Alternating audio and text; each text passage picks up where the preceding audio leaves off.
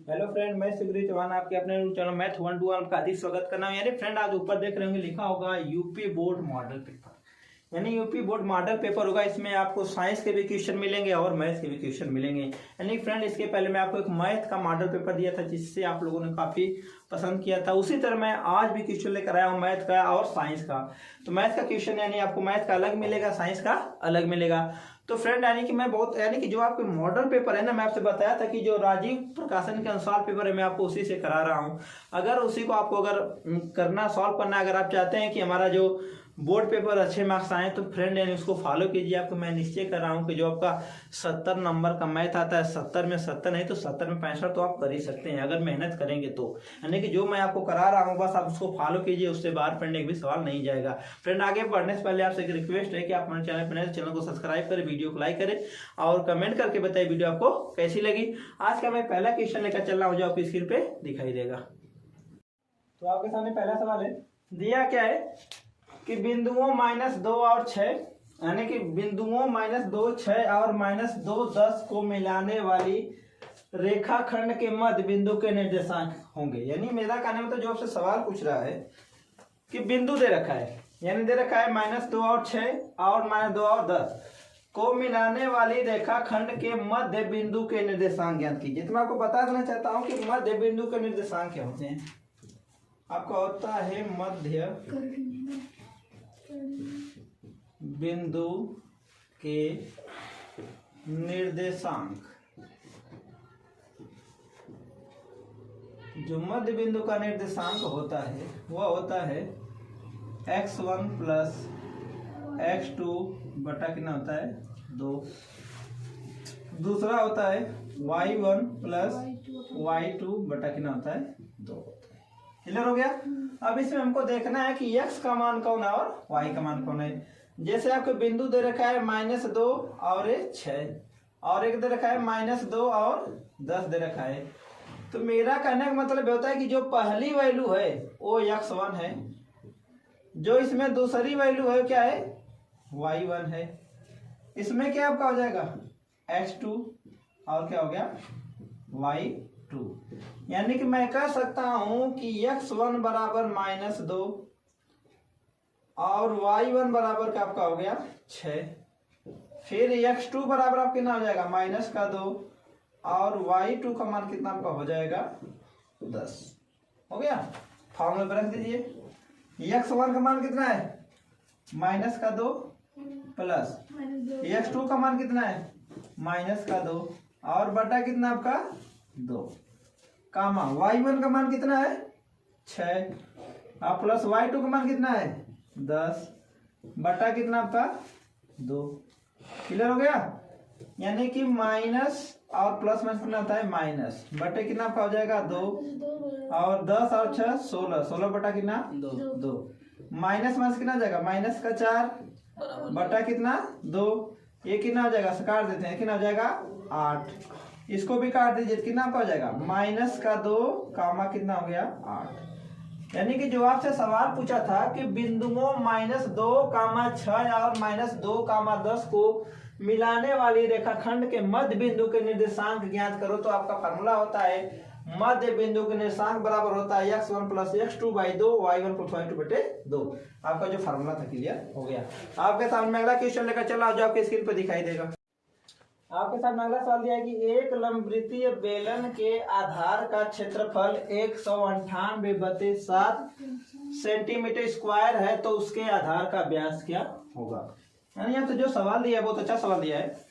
दिया क्या है कि एक लंबवृत्तीय बेलन के आधार का क्षेत्रफल 198/7 सेंटीमीटर स्क्वायर है, तो उसके आधार का व्यास क्या होगा। यानी कि मेरे कहने मतलब है कि पहले मैं बात कर रहा हूँ, देखिए ये आपका बेलन है,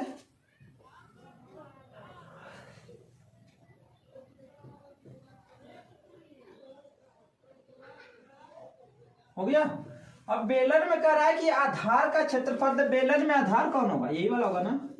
यानी बेलन का आधार मतलब यही हुआ, तो मतलब बेलन का आधार का मतलब क्या हुआ वृत्त का क्षेत्रफल। क्लियर हो गया। यानी इसको हम कह सकते हैं कि बेलन के आधार का जो क्षेत्रफल होगा, यानी हम ये भी यहाँ पे लिख सकते हैं कि वृत्त का क्षेत्रफल। लेकिन एग्जाम में यही लिखा रहेगा, तो इसका मतलब क्या होगा, वृत्त का क्षेत्रफल।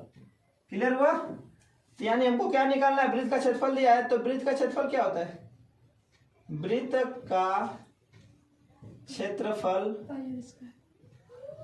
या आप लिख सकते हैं बेलन के आधार का क्षेत्रफल, बेलन के आधार का क्षेत्रफल बराबर क्या होता है, पाई आर स्क्वायर। क्लियर हुआ?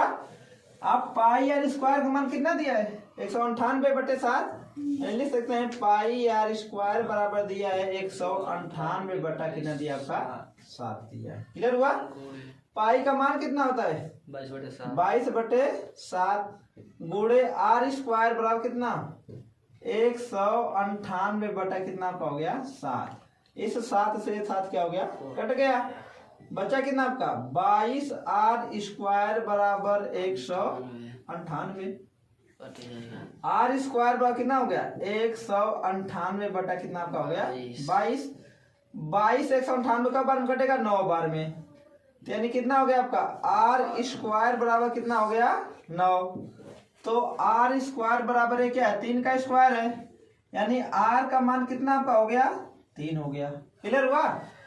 ये तो मतलब आर मतलब त्रिज्या निकल गई, लेकिन आपको पूछा क्या है व्यास ना, तब आपको पता होगा कि व्यास बराबर क्या होता है 2 गुणे आर, यानी कि 2 गुणा कितना हो जाएगा 3, 2 ते कितना हो जाएगा 6 सेंटीमीटर, कितना हो जाएगा 6 सेंटीमीटर। यानी मेरा कहना था कि जो आपसे सवाल पूछा था कि एक लंब वृत्तीय या बेलन के आधार का क्षेत्रफल 198/7 सेंटीमीटर स्क्वायर है, तो उसके आधार का व्यास क्या होगा। तो मैं बता रहा हूं कि यह बेलन आपका है, आधार का क्षेत्रफल मतलब वृत्त का क्षेत्रफल, यानी कहने मतलब सीधे सीधे है वृत्त का क्षेत्रफल या बेलन के आधार का क्षेत्रफल क्या होता है पाई आर स्क्वायर। आपका दे रखा है पाई आर स्क्वायर बराबर 198/7, पाई का मान 22/7 गुणा इसका बराबर 198/7, 7 से 7 कट गया, 22 से 9 बार में कट जाएगा, तो आर स्क्वायर बराबर 9, आर का मान कितना आ गया 3। वृत्त का व्यास पूछा था, व्यास बराबर 2 गुणे आर होता है, यानी कितना हो गया 6 सेंटीमीटर हो गया। आपके सामने मैं अगला क्वेश्चन लेकर चल रहा हूं जो आपके स्क्रीन पे दिखाई देगा। आपके सामने अगला सवाल दिया है कि y का मान ज्ञात कीजिए जिसके लिए बिंदु P 2-3 और Q का मान 10, y के बीच की दूरी 10 मात्रक है। तो पहले इसको मैं बता देना चाहता हूं कि पहले बात होगी कि दो बिंदुओं के बीच की दूरी क्या होता है, यानी कि दो बिंदुओं के बीच की दूरी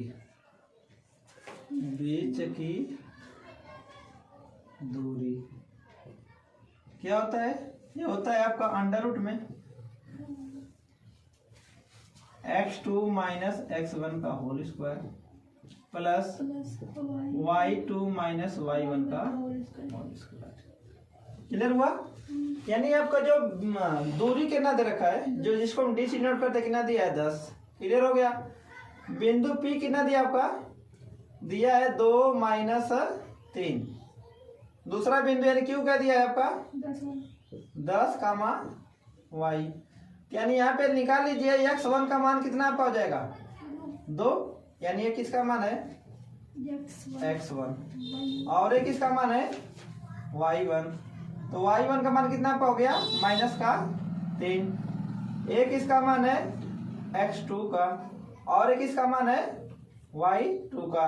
तो मैं लिख सकता हूं कि x2 बराबर कितना 10 और y2 बराबर कितना आपका हो जाएगा y। क्लियर हुआ? अब आपको निकालना क्या है, y का मान निकालना है। तो दो बिंदुओं के बीच की दूरी का फॉर्मूला क्या होता है d, यानी कि d का मान कितना है 10, तो मैं लिख सकता हूं 10 बराबर अंडर रूट में x2 का मान कितना है 10 है, तो 10 माइनस x1 का मान कितना है 2, क्या हो जाएगा स्क्वायर प्लस y2 का मान कितना है y, फिर माइनस y1 का मान कितना माइनस का हो जाएगा प्लस, तो प्लस का हो जाएगा 3 का होल स्क्वायर। क्लियर हुआ? तो हो जाएगा 10 बराबर 10 में से 2 घटा कितना बचेगा 8 का स्क्वायर प्लस y प्लस 3 का क्या हो जाएगा स्क्वायर हुआ।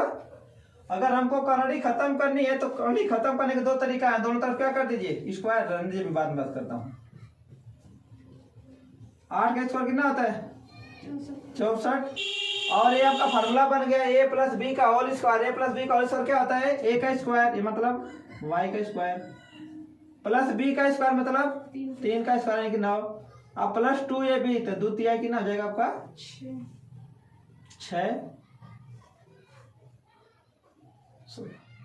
ठीक है 6y हो जाएगा। क्लियर हुआ? तो 10 बराबर अब कितना हो जाएगा 64 में 9 जोड़ दीजिए कितना हो जाएगा 73 plus y square plus 6y हो गया। अब हमको करनी खत्म करनी है तो दोनों तरफ क्या कर दीजिए होल स्क्वायर कर दीजिए, दोनों पक्षों का वर्ग करने पर कर दीजिए। 10 का स्क्वायर कितना हो जाएगा 100 बराबर एक करनी खत्म हो जाएगी, बचेगा क्या आपका 73 प्लस y स्क्वायर प्लस कितना हो जाएगा 6y। यानी मेरे कहने मतलब हुआ कि यदि कोई नंबर अगर करड़ी के अंदर है, यदि आप इसका स्क्वायर करते हैं तो जो करड़ी होगी वो खत्म हो जाएगी, बस उसके आधे का नंबर बचेगा। क्लियर हो गया? 100 को उधर भेज दीजिए तो हो जाएगा y square plus 6y plus 73 minus कितना हो जाएगा 100 बराबर कितना हो गया 0। अब इसको सॉल्व करना स्टार्ट करता हूं मैं, कितना हो जाएगा y square plus 6y minus 100 में से 73 घटाए कितना बचेगा 27 बचेगा बराबर कितना हो गया 0। गुणनखंड तो आता होगा, गुणनखंड आपको करना है कि गुणा करके 27 लाना है और जोड़ करके या घटा करके 6 लाना है। अब घटा करके 6 लाना है कि जोड़ करके, तो घटा करके 6 लाना है। क्यों? क्योंकि यहाँ पे क्या है माइनस है। तो आपको पता होगा कि 9 3 होता है 27 और 9 में से 3 जाएगा तो बच जाएगा 6, तो 9y माइनस 3y माइनस 27 बराबर कितना हो गया 0। कुछ कॉमन मिल रहा है y ना, y कॉमन मिला तो कितना बचेगा y प्लस का 9 माइनस 3 कॉमन मिला तो क्या बचेगा y प्लस का 9 बराबर कितना हो गया 0 हुआ। तो एक ब्रैकेट में क्या हो जाएगा y प्लस 9 और एक में क्या हो जाएगा y माइनस 3 बराबर का 0। यानी कि मैं सॉल्व करना शुरू करता हूं तो y प्लस 9 बराबर क्या हो गया 0 हो गया। y का मान कितना आया माइनस का 9, या हो सकता है y माइनस 3 बराबर क्या हो गया 0, y का मान कितना आया 3 आया। अब कहने का मतलब है हुआ कि जो बिंदु के बीच की दूरी होती है, यानी कि y का मान पूछा था ना, तो y का मान क्या आया माइनस 9 क्या आया आपका 3 आया। यानी कि आपसे जो सवाल पूछा था कि y का मान ज्ञात कीजिए जिसके लिए बिंदु P यानी 2 माइनस 3 और Q 10 y के बीच की दूरी 10 मात्रक है। तो आपको पता है कि जो फार्मूला होता है दो बिंदुओं के बीच की दूरी का फार्मूला क्या होता है x2 माइनस x1 का whole square plus y2 minus y1 का होल स्क्वायर। मैंने क्या किया यानी सबका मान निकाला, फार्मूला प्लस आपका जो आंसर आया -9 या 3 आया। आपके सामने में अगला क्वेश्चन लेकर चल रहा है जो आपकी स्क्रीन पर दिखाई देगा। आपके सामने अगला सवाल दिया है कि दो समरूप त्रिभुजों के परिमाप क्रमशः 40 सेंटीमीटर तथा 60 सेंटीमीटर है, इनके क्षेत्रफलों का अनुपात ज्ञात कीजिए। तो मैं बता देना चाहता हूं, मैं दो त्रिभुज बनाता हूं,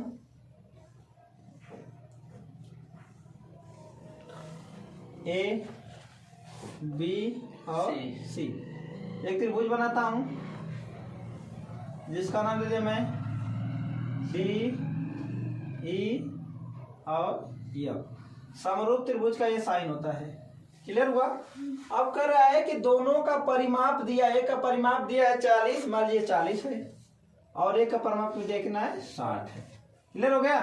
तो पूछा क्या है इनके क्षेत्रफलों का अनुपात क्या होगा। तो मैं बता देना चाहता हूँ कि पहले परिमाप की बात करता हूं मैं, तो त्रिभुज ए बी सी का परिमाप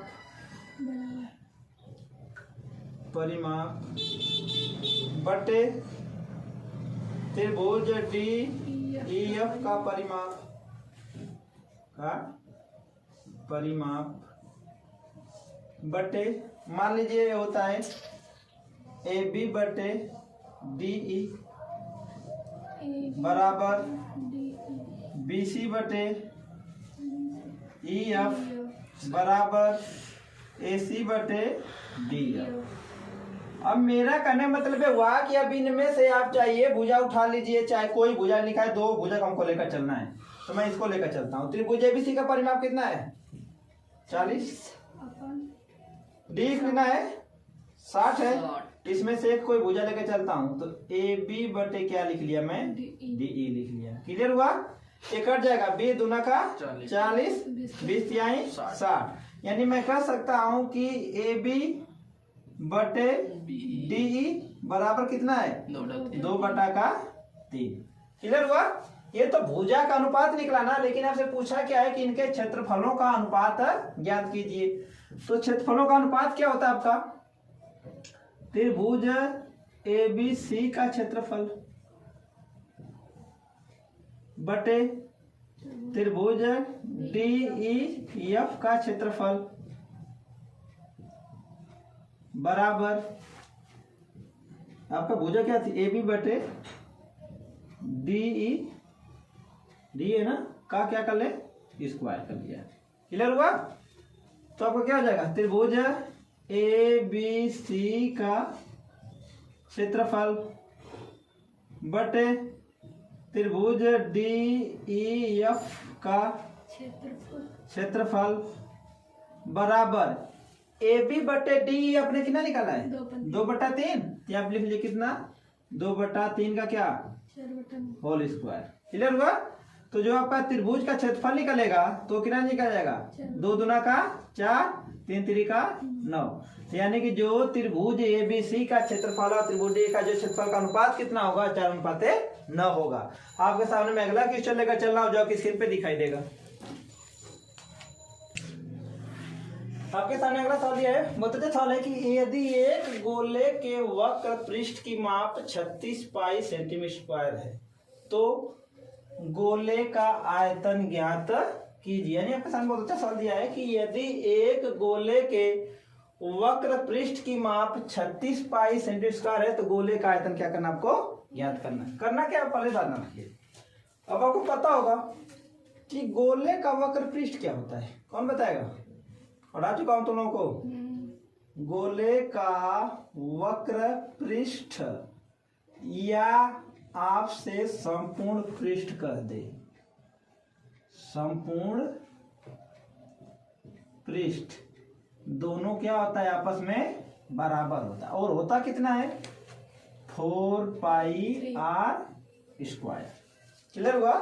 यानी मेरा कहना था कि यदि गोले का वक्र पृष्ठ या गोले का संपूर्ण पृष्ठ कह दे तो गोले में दोनों बराबर होते हैं, और यह कितना दे रखा है यानी कि 4 पाई आर स्क्वायर का मान दिया आपका 36 पाई। क्लियर हुआ?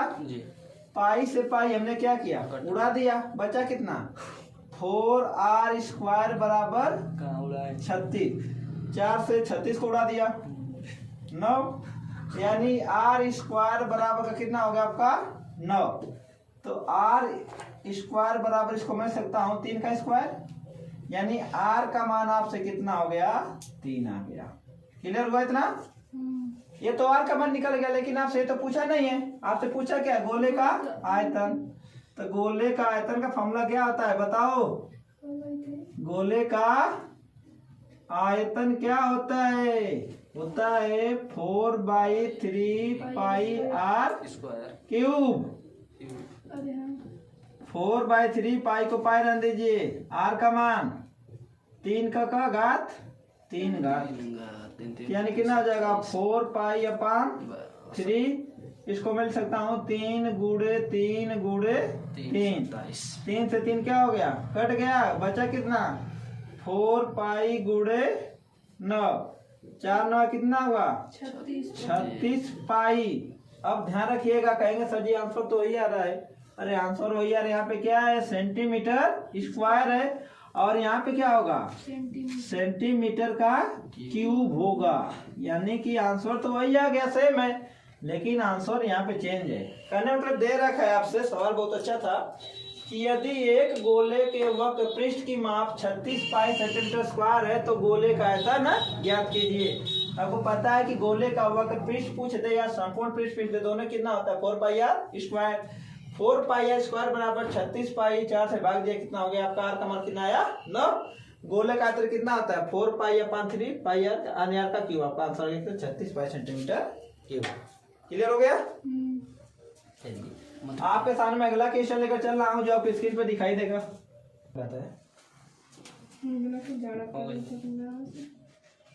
ये सर, एक आयताकार मैदान की लंबाई में 2 मीटर की कमी कर दी जाए और चौड़ाई में 2 मीटर की वृद्धि कर दी जाए तो उसका क्षेत्रफल 10 मीटर वर्ग बढ़ जाता है।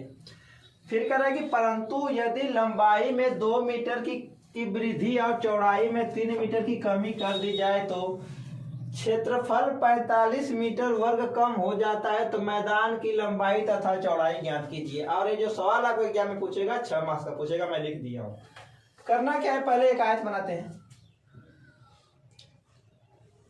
क्लियर हो गया। देखिए आयत है, आयत में क्या होता है, आमने सामने की भुजाएं क्या होती है, आपस में बराबर होती है। अगर ये बी सी और डी, अगर मैं मान लू यह एल है तो क्या होगा, बी एन होगा, ए बी क्या होगा, एल होगा, ए बी क्या होगा आपका, बी होगा। क्लियर हुआ। अब कह रहा है कि मैं पहले बात करूं आपसे, आयत का क्षेत्रफल क्या होता है। आयत का क्षेत्रफल क्या होता है, ये होता है लंबाई गुणे चौड़ाई, ये होता है। यानी मैं सीधे लिख सकता हूं एल बी। क्लियर हुआ। अब आपसे जो करा वो कीजिए। कह रहा है कि लंबाई 2 मीटर कम कर दिया गया, तो लंबाई अब कितनी हो गई, लंबाई आपकी हो गई कितना, L माइनस का 2, यही ना। और चौड़ाई में 2 मीटर की वृद्धि कर दी गई, चौड़ाई अब कितना हो गया, चौड़ाई आपका कितना हो जाएगा, b प्लस 2। अब आयत का क्षेत्रफल क्या होगा, आयत का क्षेत्रफल आपका हो जाएगा L माइनस 2 और b प्लस क्या हो जाएगा 2। क्लियर हुआ। और यहाँ अपने आप आयत का क्षेत्रफल क्या निकाला है, एल बी ना, तो यहाँ पे लिख सकते हैं एल बी, यानी कि एल बी बराबर कितना हो जाएगा, एल का गुणा बी में करेंगे तो एल बी हो गया, एल का गुणा 2 में करें तो कितना हो जाएगा 2l होगा ना। फिर 2 का गुणा माइनस बी में कितना हो जाएगा, माइनस का 2b। अब माइनस का 2 गुणा माइनस 2 कितना हो जाएगा, माइनस का 4। क्लियर हुआ। एल बी और एल बी क्या हो गया, कट गया, तो क्या हो गया 0 बराबर आपका हो गया 2l माइनस 2b माइनस का सॉरी अभी सॉरी गलत हो गया, गलत हो रहा है। यानी आपका एल बी बराबर हो गया, गुणा कर दीजिए तो एल बी हो जाएगा प्लस कितना हो जाएगा 2l माइनस 2b माइनस का 4। अब ये आपसे कह रहा है कि उसका क्षेत्रफल 10 मीटर बढ़ जाता है। यानी ये 10 मीटर बढ़ गया ना, या तो इसमें से 10 माइनस कर दीजिए या इसमें 10 जोड़ दीजिए। तो मैं इसमें 10 माइनस कर दे रहा हूँ बराबर करने के लिए। तो एल बी क्या हो गया आपका, कट गया, तो 0 बराबर कितना आपका हो जाएगा 2l माइनस 2b माइनस कितना हो जाएगा 14 को इधर भेज देते कितना हो जाएगा 2l माइनस 2b बराबर कितना हो जाएगा 14 हो गया। 2 से भाग देते हैं, 2 कॉमन ले लेते हैं, कितना हो जाएगा l माइनस b बराबर कितना हो गया 14। 2 से काट दीजिए, यानी l माइनस b का मान कितना आया 7। और ये नंबर समीकरण नंबर क्या हो गया आपका फर्स्ट हुआ। क्लियर हो गया। अब दूसरा क्या आपसे कह रहा है, दूसरा कह रहा है कि परंतु लंबाई में 2 मीटर की वृद्धि कर दी जाए। अब लंबाई क्या होगी, अब लंबाई क्या हो जाएगी आपकी l प्लस 2 हो जाएगी, यही ना होगी। और चौड़ाई में 3 मीटर की कमी कर रहा है, तो चौड़ाई अब क्या हो जाएगी चौड़ाई जो आपका हो जाएगा b माइनस क्या हो जाएगा 3 हो गया हुआ। फिर आयत का क्षेत्रफल निकालिए, आयत का क्षेत्रफल क्या हो जाएगा आपका, यानी हो जाएगा l प्लस 2 और b माइनस का 3। फिर आपने आयत का क्षेत्रफल क्या निकाला है, हमेशा ही लेकर चलना पड़ेगा, तो क्या हो जाएगा एल बी बराबर, इनका गुणा कर दीजिए, कितना आ जाएगा L B minus 3l plus कितना 2b माइनस 2 6। अब कह रहा है कि उसके क्षेत्रफल कितना हो गया 45 मीटर स्क्वायर कम हो गया ना, यानी ये वाला 45 कम हो गया, तो या तो इसमें 45 जोड़ दीजिए या तो इसमें 45 घटा दीजिए। मैं इसमें 45 क्या कर रहा हूँ जोड़ दे रहा हूँ, तो एल बी से एल बी क्या हो गया कट गया, तो 0 बराबर कितना हो जाएगा -3l प्लस 2b प्लस कितना हो जाएगा 45 से 6 घटे कितना हो जाएगा 39 होगा। इसको इधर लाइए, तो -3l प्लस 2b बराबर कितना हो जाएगा 39। समीकरण नंबर क्या हो गया आपका 2 हो गया। क्लियर हुआ। अब क्या करेंगे, समीकरण का 2 सॉल्व कर ले। समीकरण 1 और 2 को हल करने पर कीजिए, तो यानी आपका निकाला है l माइनस बी बराबर कितना निकाला है 7, एक कितना हो गया -3l प्लस 2b है बराबर कितना निकाला है 39। क्लियर हुआ। अब इसमें आपको करना क्या है, किसी एक को बराबर करना, या तो l वाले को बराबर किया तो b को, तो मैं b को बराबर करता हूं, इसमें क्या कर दो 2 से गुणा कर दो। अब 2 से क्यों, यहाँ पे 2 है, कितना जाएगा 2l माइनस 2b बराबर कितना 2 7 14 माइनस कितना 3l प्लस कितना 2b बराबर कितना 39 हुआ। यही ना होगा, क्या करना आपको जो घटा दिया जाए, तो -2b क्या हो गया कैंसिल हुआ, तो -3 से 2 घटाए कितना आ जाएगा माइनस का l बराबर, इसको घटाए 9 में से 4 कितना बचेगा 5 और 3 में से घटाए कितना बचेगा 2। तो यानी आपका जो l का मान आया है वो कितना आ गया 25 आ गया। क्यों, क्योंकि माइनस में आ रहा है ना, क्योंकि आपको पता होगा कि जो लंबाई या चौड़ाई होती है माइनस में नहीं होती। ठीक है। अब आपका क्या हो गया, ये यल का मान कितना आया 25 आया। अब आपको करना क्या है, समीकरण 1 या 2 में क्या करना है, आपको मान पुट करना है, समीकरण निकाल क्या हो जाएगा निकल जाएगा। तो मैं रख लेता हूं समीकरण 1 में l बराबर 25 रखने रख दीजिए, l माइनस बी बराबर 7, l का मान कितना 25 माइनस बी बराबर कितना 7, लगा दीजिए 25 माइनस 7 बराबर का b, अब b का मान कितना आ जाएगा 18 आ गया।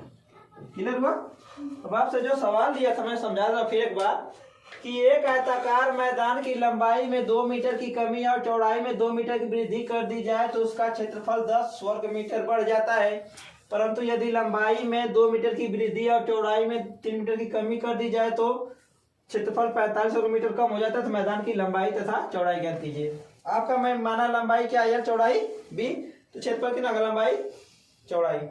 लंबाई में कर रहा है कि 2 मीटर की कमी क्या दे l माइनस 2 हो गया, चौड़ाई में कर रहा है कि 2 मीटर की वृद्धि क्या b प्लस 2 हो गया।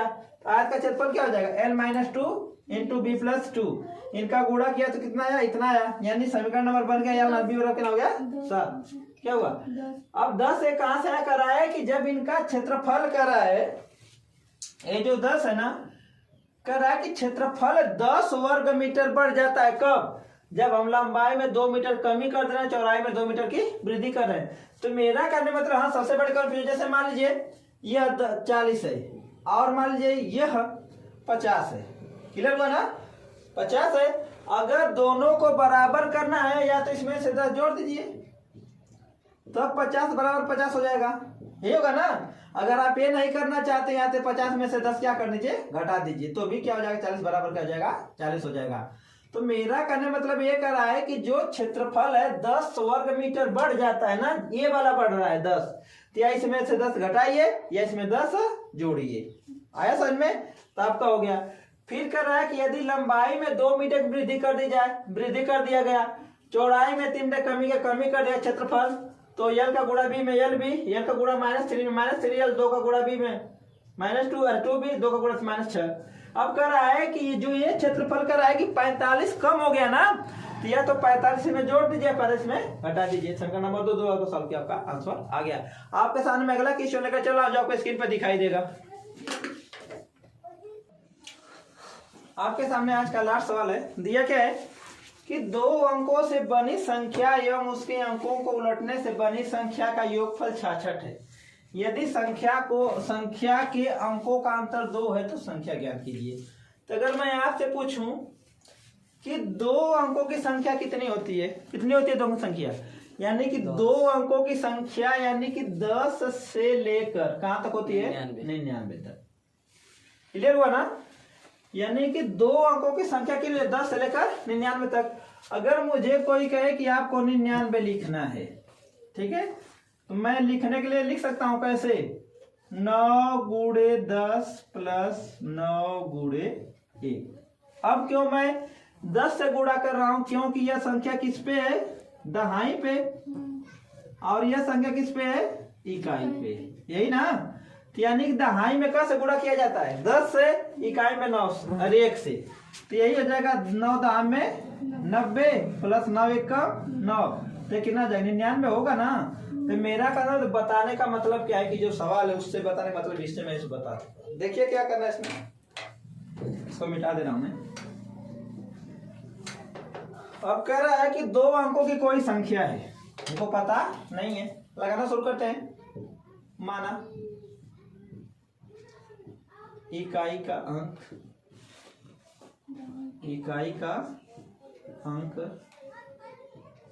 x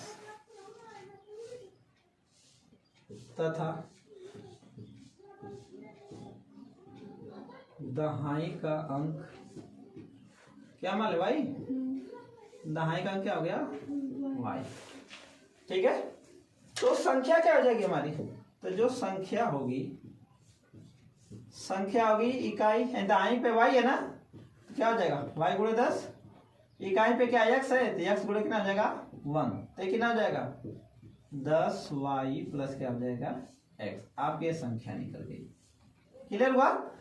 अब कह रहा है कि एवं उसके अंकों को उलटने से अब नई संख्या क्या बनेगी?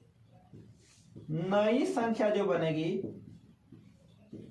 अंक उलट गए, मतलब क्या हुआ? x के जगह पे y आ गया, y की जगह पे x आ गया, यानी कि इसको मैं कह सकता हूं यहाँ पे क्या आ गया? y, यहाँ पे क्या आ गया? x आ गया। तो संख्या क्या हो जाएगी? यानी कि x गुणे 10 होगा और प्लस क्या हो जाएगा? y गुणे 1 होगा ना, तो कितना हो जाएगा? 10x प्लस क्या हो जाएगा? y। यही कह रहा था ना कि संख्या के अंकों को उलटने से, अंक यही माने ना, तो संख्या क्या हो गया आपका? 10x प्लस क्या हो गया? y। और कह रहा है कि दोनों को जोड़, योगफल, यानी कि दोनों का योगफल कितना है? 66। यानी मैं कर सकता हूं कि 10y plus x plus 10x plus y बराबर कितना दे रखा है? 66। 10x ये कितना हो जाएगा? 11x प्लस 10y और y कितना हो जाएगा? 11y बराबर कितना हो गया? 66। कुछ और मिला है? 11।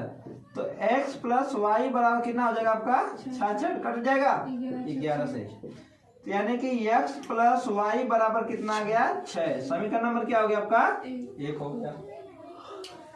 फिर आपसे पूछ रहा है कि यदि संख्या के अंकों का अंतर, अंक क्या माने? x और y माने ना, 3 का अंतर कितना है? यानी कि x माइनस y बराबर कितना है? 2। और समीकरण नंबर क्या आपका हो गया? ये 2। क्लियर हुआ? करना क्या है?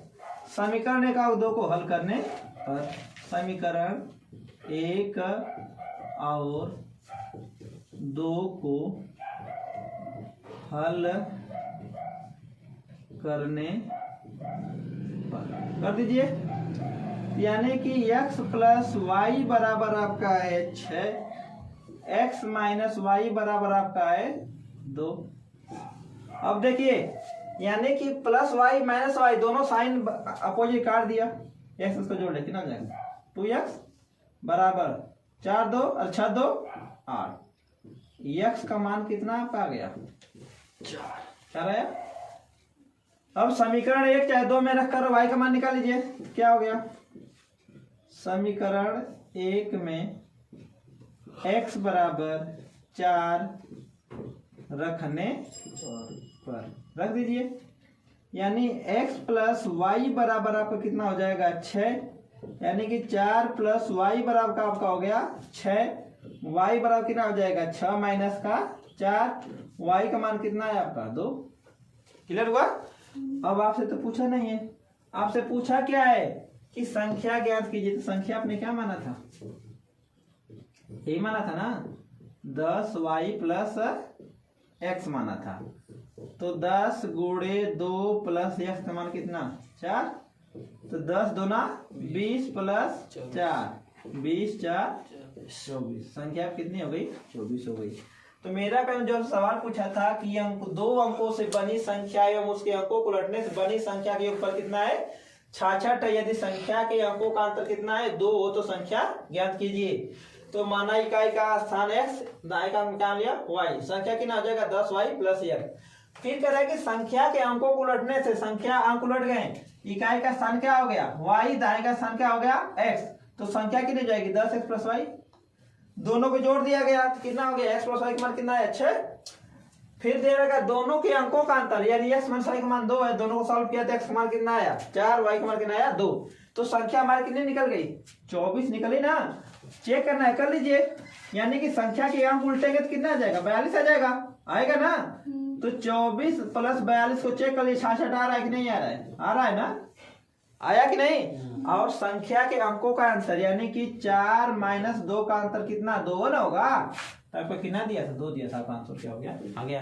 तो फ्रेंड बस आज के लिए इतना ही, फिर मैं आपको मिलता हूं अगली वीडियो में। अगर आप हमारे चैनल पर नए हैं तो हमारे चैनल को सब्सक्राइब करें, वीडियो को लाइक करें और कमेंट करके बताएं वीडियो आपको कैसी लगी। तब तक मैं आपको मिलता अगली वीडियो में, तब तक के लिए जय हिंद जय भारत।